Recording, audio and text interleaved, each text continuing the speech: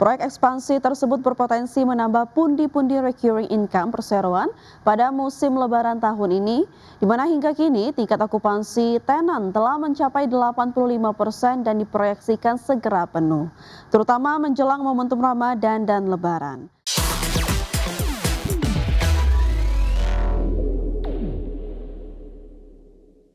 PT Summarecon Agung Tbk telah menggelontorkan dana senilai 1 triliun rupiah untuk pengembangan Summarecon Mall Bekasi tahap 2.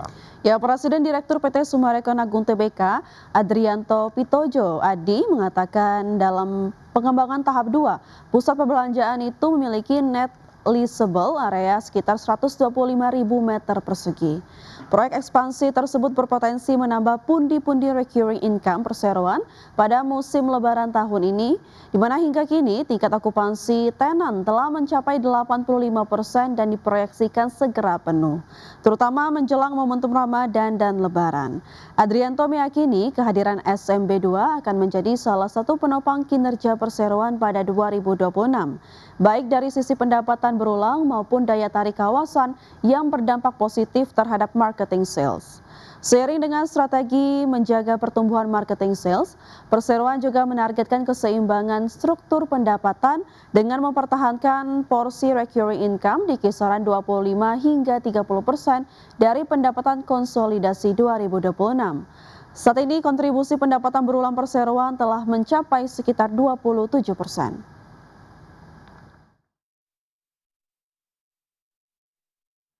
Bank Sentral Eropa atau ECB memutuskan untuk mempertahankan suku bunga acuan dan tidak memberikan sinyal arah kebijakan selanjutnya pada Kamis kemarin. Sikap ini memperkuat keyakinan investor bahwa kebijakan moneter akan tetap stabil dalam beberapa waktu ke depan seiring pertumbuhan ekonomi zona euro yang solid dan inflasi yang mendekati target.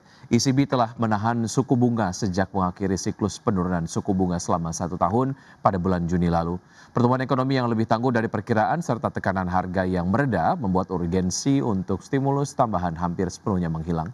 Dalam kondisi yang oleh sebagian kalangan disebut sebagai nirvana bagi bank sentral, ECB juga menghindari memberi petunjuk mengenai langkah kebijakan berikutnya, menandakan bahwa pembahasan perubahan arah kebijakan belum akan terjadi dalam waktu dekat. Namun Bank Sentral juga menegaskan bahwa prospek ke depan masih diselimuti ketidakpastian, terutama akibat kebijakan perdagangan global dan ketegangan geopolitik. ECB menambahkan bahwa asesmen terbarunya kembali menegaskan inflasi akan tetap di target 2% dalam jangka menengah.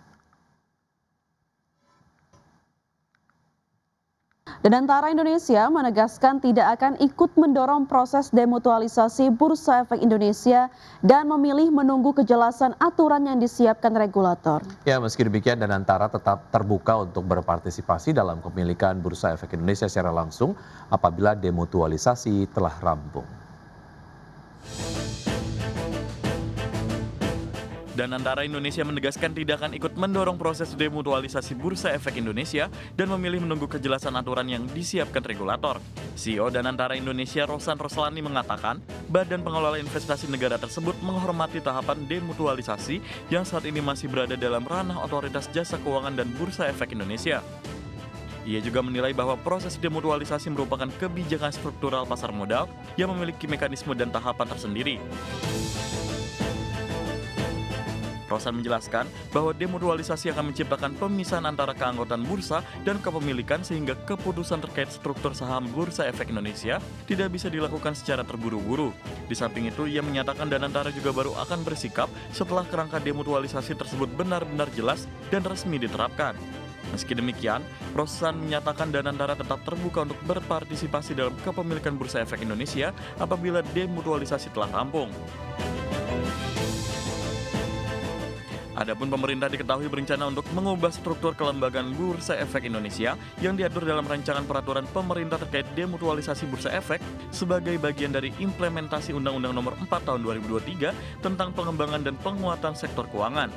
Lebih lanjut, Kementerian Keuangan mengungkapkan proses demutualisasi Bursa Efek Indonesia kini memasuki tahap finalisasi dan ditargetkan rampung pada semester 1 2026. Berbagai sumber IDX Channel. Emiten afiliasi Prayogo Pangestu PT Chandra Daya Investasi Tbk atau CDIA menyiapkan dana besar untuk aksi pembelian kembali saham.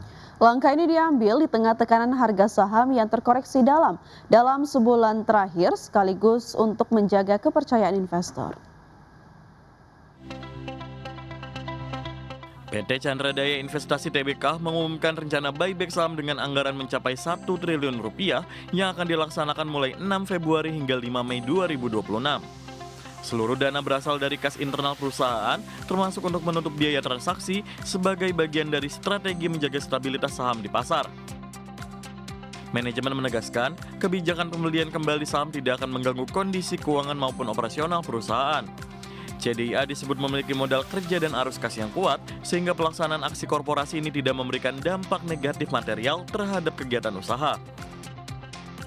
Pada perdagangan terakhir, saham CDIA berada di level Rp1.090 per saham atau menguat 0,39% dibandingkan penutupan sebelumnya. Namun dalam 1 bulan terakhir, harga saham telah melemah hingga 35,88%. Aksi buyback ini diharapkan memberi sentimen positif serta memperkuat keyakinan investor terhadap fundamental perseroan di tengah volatilitas pasar. Berbagai sumber IDX Channel.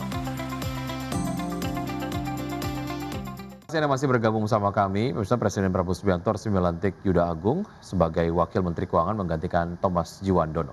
Ya, Juda Agung sebelumnya juga mengisi posisi Deputi Bank Indonesia yang kini diisi oleh Thomas Djiwandono setelah ditetapkan Komisi 11 DPR RI. Pelantikan jabatan Wakil Menteri Keuangan digelar di Istana Negara Jakarta Pusat yang dipimpin langsung Presiden Prabowo Subianto. Juda Agung mengucap janji sumpah jabatan dengan dipimpin Presiden. Dalam menjalankan tugas jabatannya, Juda Agung dituntut untuk menjunjung tinggi etika jabatan, bekerja dengan sebaik-baiknya dengan penuh rasa tanggung jawab. Allah, saya bersumpah.